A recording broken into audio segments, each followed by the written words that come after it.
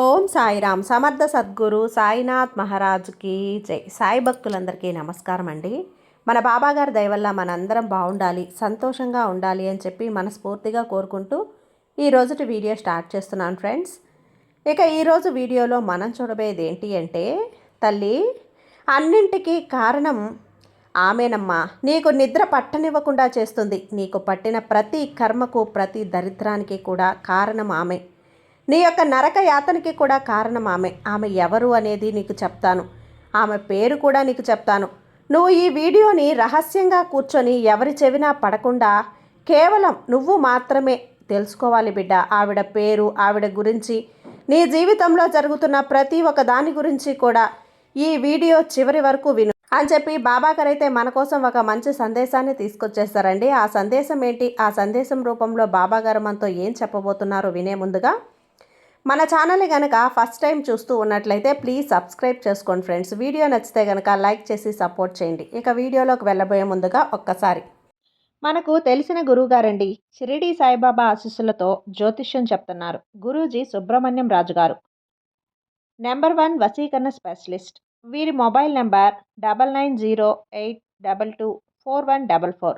ఎలాంటి ప్రాబ్లం ఉన్నా సరే కేవలం ఫోన్ ద్వారా పూజలు చేసి పరిష్కరించేస్తారు. నేరుగా వెళ్లాల్సిన పని లేదు, పర్సనల్గా మీట్ అవ్వాల్సిన అవసరం కూడా లేదు. ఉన్న చోటనే కదలకుండా, మూడో కంటికి తెలియకుండా మీ మొండి సమస్యలను సైతం మీరు పరిష్కరించుకోవచ్చు.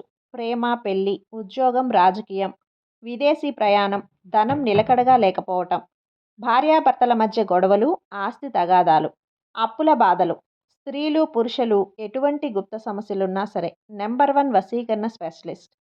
మీ మీద, మీ ఇంటి మీద చెడు ప్రయోగం జరిగినా, చేసి ఉన్నా కూడా నరదృష్టి, నరగోష్ట, సంతాన సమస్యలు, భార్యాభర్తల మధ్య, లవర్స్ మధ్య అనుమానాలున్నా, అపార్థాలున్నా, థర్డ్ పర్సన్ ఉన్నా సరే, అత్తాకోడళ్ళ మధ్య సఖ్యత లేకపోయినా ప్రతి ఒక్క ప్రాబ్లంకి చక్కటి సొల్యూషన్ ఇస్తున్నారండి.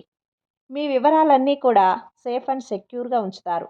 మీకే కాదు, దేశ విదేశాల్లో ఉన్నవారు ఎలాంటి ప్రాబ్లమ్స్నైనా సరే పరిష్కరించుకుంటున్నారు.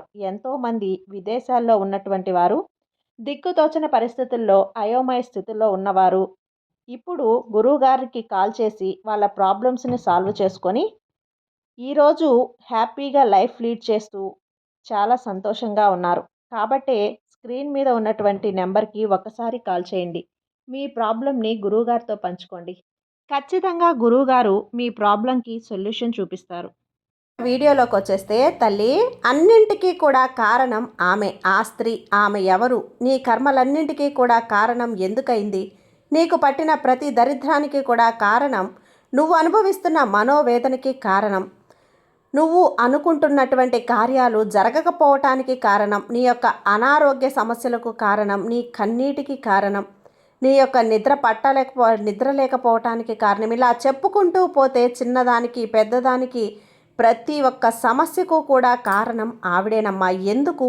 ఎందుకు ఇలా చేస్తున్నాను అంటే గనక, ప్రతి ఒక్క మనిషి జీవితంలో కూడా 2 దశలు ఉంటాయి బిడ్డ. ఒకటి వివాహం కాకముందు, మరొకటి వివాహం అయిన తర్వాత. తను పుట్టిన దగ్గర నుంచి కూడా ఎన్ని సమస్యలు వచ్చినా, ఎన్ని కష్టాలు వచ్చినా, ఎన్ని బాధలు వచ్చినా కూడా ఆ బాధలన్నింటినీ కూడా తోడుగా తల్లి తండ్రి ఉండి తమ బిడ్డలకు ఎటువంటి బాధలు కలిగించకుండా, వాళ్ళు పడే కష్టాలను, సమస్యలను అన్నింటినీ కూడా వారే అనుభవిస్తూ తమ బిడ్డకి కంటికి రెప్పలా కాపాడుకుంటూ ఉంటారు.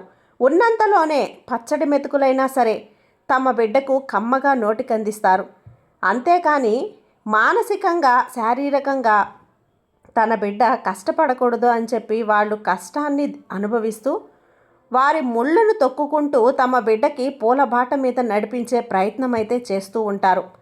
అలా కంటికి రెప్పలా కాపాడుకున్నటువంటి నిన్ను తీసుకుపోయి మరొక ఇంట్లోకి పెట్టిన తర్వాత, అంటే ఆమె నీకు వివాహం అయిన తర్వాత ఎప్పుడైతే నువ్వు మరొకరి జీవితంలో అడుగు పెట్టావో అక్కడి నుంచి నీకు సమస్యలు మొదలయ్యాయి బిడ్డ.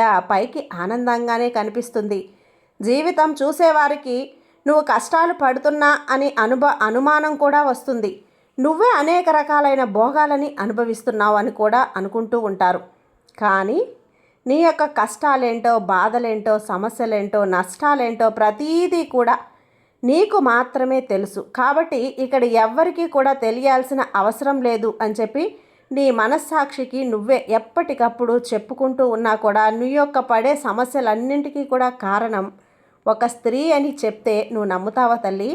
బిడ్డ, ఒంటరిగా వినమని, రహస్యంగా వినమని ఎందుకు చెప్పాను అంటే, నీ చుట్టుపక్కల ఉన్నవారు ఎవ్వరూ కూడా ఇక్కడ నీ వారు అనేవాళ్ళు లేరమ్మా. కేవలం నీ అవసరాలకు మాత్రమే వాడుకుంటున్నారు నిన్ను. నీ అవసరాలకు వాడుకుంటూ వారి యొక్క అవసరాలను తీర్చుకుంటూ వారి యొక్క అవసరాలు తీరిపోయిన తర్వాత ఒక వస్తువులాగా నిన్ను దూరంగా నెట్టివేసే ప్రయత్నం చేస్తున్నారు. పైకి మంచితనం అనే ముసుగు వేసుకొని పెదవుల మీద విషపు నవ్వుని నవ్వుకుంటూ మనసులో ఏడ్చుకుంటూ నీ మీద ఈర్ష్యపు కళ్ళతోటి చూస్తూ ఉన్నారు తల్లి. చూడంగా నరుల దిష్టికి నర్రరాలు సైతం పగిలిపోతాయి అంటారు కదా. నువ్వు ఎప్పుడైతే నీ యొక్క పుట్టింటి నుంచి అత్తింటికి అడుగు పెట్టావో ఇక్కడ నిన్ను ప్రేమగా చూసుకునేది కేవలం నీ యొక్క భర్త మాత్రమే.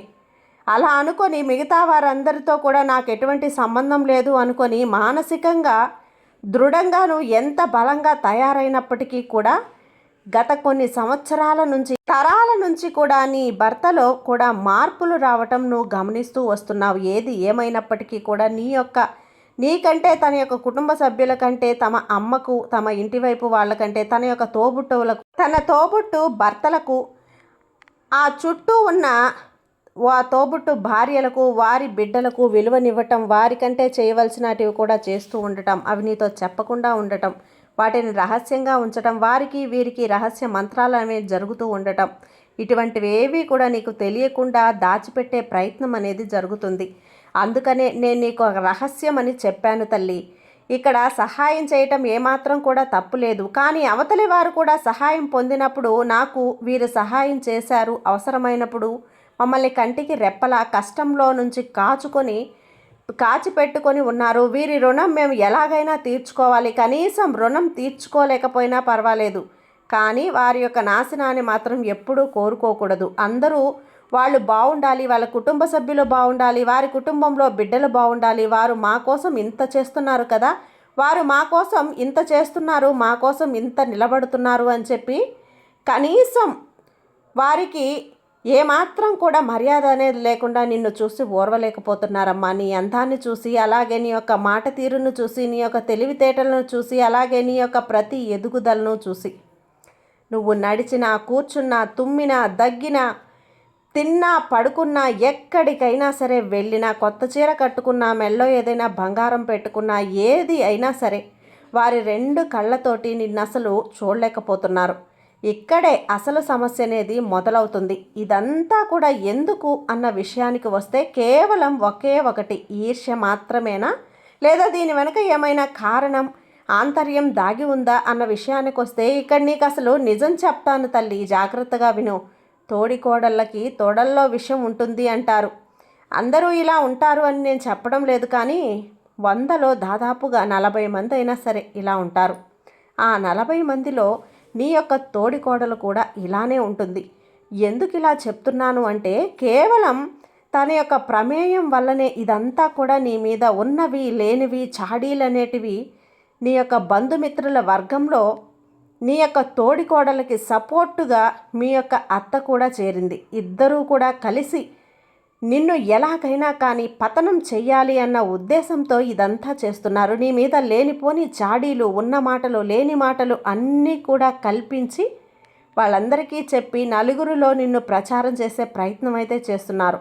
అలాగే ఈ విధంగా ప్రచారం చేస్తూ వారు మేము మంచివాళ్ళము అని చెప్పి నలుగురు ఎదుట అవసరమైతే కన్నీటిని కార్చుకుంటూ దొంగ తెలివితేటలను చూపిస్తూ నక్కచిత్తల వేషాలు వేస్తూ వారికి కావలసినటువంటి పనులను సానుభూతితో జరిపించుకునే ప్రయత్నం అయితే చేస్తున్నారు. ఎక్కడికక్కడ ఎదుటివారిని మాటలతో బుట్టలో వేసుకునే ప్రయత్నం అయితే చేస్తున్నారు. ఎదుటివారిని ఎలాగైనా సరే వాడుకునే ప్రయత్నం అయితే చేస్తూ ఉన్నారు. వారి యొక్క డబ్బులు రూపాయి కూడా ముడివేసుకొని దాచుకొని ఎదుటివారు, ముఖ్యంగా నీ యొక్క భర్త సొమ్ము, ఆ సొమ్ము మీద కన్ను వేసి ఏదైనా కానీ కష్టం వచ్చినా, నష్టం వచ్చినా, బాధ వచ్చినా ప్రతీదీ కూడా నీ భర్తకు తెలియపరిచి ఎంతో కొంత ధనం లాగే ప్రయత్నం అయితే చేస్తున్నారు. ఇదంతా కూడా ఎందుకు అంటే వివాహం కాకముందు మనం మాట్లాడుకోవాలి. వివాహం కాకముందు నీ భర్త కేవలం ఒక సంపాదించే యంత్రంలానే ఆ కుటుంబంలో ఉండేవాడు. ఈ విధంగా సంపాదించే యంత్రం అంటే బంగారు గుడ్లు పెట్టే కోడి లెక్క, బాతు లెక్క ఏదైనా సరే ఉందో ఒక్కసారి నీ వైపుకు వచ్చేసరికి వారికి డబ్బు కనిపించడం అనేది కళ్ళకు మాయమైపోయింది. ఈ విధంగా డబ్బు కనిపించకపోవటం వల్ల వారి యొక్క ఈర్ష్యంతా కూడా దానికి కారణం నిన్ను చేసుకోవటం వల్లే కదా అని చెప్పి నీ మీద లేనిపోని పగనేది పెంచుకున్నారు తల్లి. ఈ విధంగా పగ పెంచుకొని ఎలాగైనా కానీ నిన్ను ఏ విధంగానైనా సరే నష్టపరచాలో అన్ని రకాలుగా కూడా ఎదుటివారికి చెప్పే విషయంలో, నిన్ను నలుగురిలో ఒంటరితనంగా మార్చే విషయంలో, నిన్ను ఒంటరిగా చూడనట్టే చూసి ఆ విషయంలోనూ ఎక్కడా నీకు విలువ పెరిగే అవకాశం కొంచెం కూడా ఉన్న దాని అవకాశం అనేది లేకుండా చేయటంలో, నీ యొక్క పుట్టింటి వైపు వారికి ఏమాత్రం విలువ అనేది ఇవ్వకుండా చేయటంలో, ఇలా ప్రతి విషయంలో కూడా ఎక్కడికక్కడ నిన్ను తొక్కిపెట్టే ప్రయత్నం అనేది చేస్తున్నారు. ఇక్కడ అంతా వారికి అనుకూలంగానే జరిగింది. ఇక్కడ నువ్వు మానసికంగా, శారీరకంగా ఒంటరితనాన్ని అనుభవిస్తూ ఎంత నరకాన్ని చూసావో, ఎంత ఏడ్చుకున్నావు. నేనేం పాపం చేశానని నన్ను ఇలా ఇక్కడ బందీని చేసి ఒక శత్రువుని చూసినట్లుగా నన్ను చూస్తూ ఉన్నారు అని చెప్పి ఎంతలా నువ్వు మానసికంగా నలిగిపోయావో నీకు మాత్రమే తెలుసు. కాబట్టి ఈ వేదనంతా కూడా నేను గమనిస్తూనే ఉన్నాను బిడ్డ. ఇప్పుడు పూర్తిగా వారి యొక్క అవసరాలు తీర్చుకునే సమయం అయితే వచ్చింది. మళ్ళీ ఇప్పుడు నీ యొక్క పాదాల దగ్గరికి వచ్చి నిల్చొని వారి యొక్క అవసరాలు తీర్చుకునే ప్రయత్నం అయితే చేస్తూ ఉన్నారమ్మా. ఇక్కడ నువ్వు వారికి ఏ విధమైన సహాయం చెయ్యకపోయినా నీ ఇంట్లో వ్యక్తి అంటే నీ యొక్క భర్త వారికి అన్ని రకాలుగా కూడా సహాయం చేయటానికి ముందుకు వెళ్ళారు. ఈ విధంగా వారు మళ్ళీ వారి యొక్క అవసరాలను తీర్చుకొని పక్కకు నెట్టేసే ప్రయత్నం అయితే చేస్తూ ఉన్నారు. దీనికోసం మీ ఇద్దరి మధ్య రకరకాల గొడవలు అనేవి జరుగుతూ ఉన్నాయి. ఈ విధంగా గొడవలు జరుగుతూ ఉండటం వల్ల మీ ఇద్దరూ గొడవలాడుకునే ప్రతిసారి కూడా వారు పండగ వాతావరణాన్ని క్రియేట్ చేసుకుంటున్నారు. ఇక్కడ ఏదైనప్పటికీ కూడా నష్టపోతున్నది నువ్వు, నీ కుటుంబం, నీ బిడ్డలు.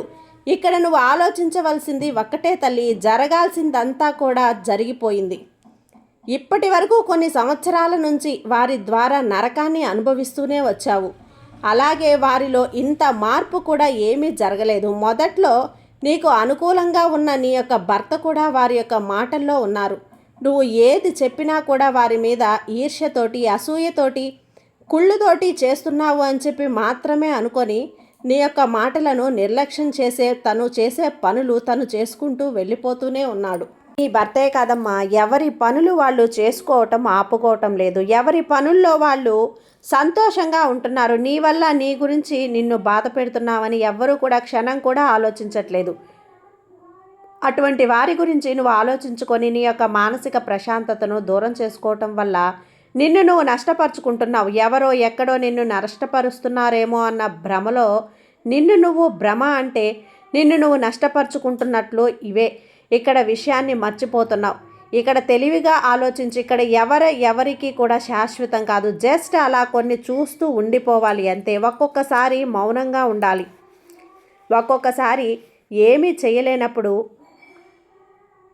ఆవిలి కానప్పుడు, ఆకలి కానప్పుడు కాలేదు రాలేదు అనే సామెత వినే ఉంటావు కదా. అటువంటివన్నీ కూడా మనసులో పెట్టుకొని నువ్వు ఎక్కడ ఈ క్షణం సంతోషంగా ఉన్నావా లేదా, నేను ప్రతిసారి కూడా చెప్పేది అదే తల్లి. ఈ క్షణం ఆనందంగా ఉన్నావా లేదా, ఈ క్షణం ఆరోగ్యంగా తింటున్నావా లేదా, ఈ క్షణం శరీరాన్ని కష్టపెట్టుకుంటున్నానా లేదా, ఈ క్షణం నేను ప్రశాంతంగా ఉన్నానా లేదా, నిన్ను నువ్వు ఆలోచించుకోవాల్సిందే. నీ బిడ్డలకు సరైన చదువు, సరైన తిండి, సరైన ఆరోగ్యం, సరైన నిద్ర అందిస్తున్నావా లేదా.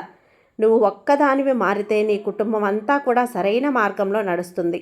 నువ్వు ఒక్కదానివే మెంటల్గా డిస్టర్బ్ అయితే నీ కుటుంబం అంతా కూడా డిస్టర్బ్ అయిపోతుంది. కాబట్టి ఏది ఎక్కడ ఎలా ఎప్పుడు చెయ్యాలో అప్పుడు అలాగే చెయ్యి. నాకు బాగా తెలుసు కదా నీకు ఎప్పుడు ఎక్కడ ఇవ్వాలో అది ఇస్తాను. నీ భారం, బరువు, బాధ్యత అన్నీ నేను తీసుకుంటున్నాను.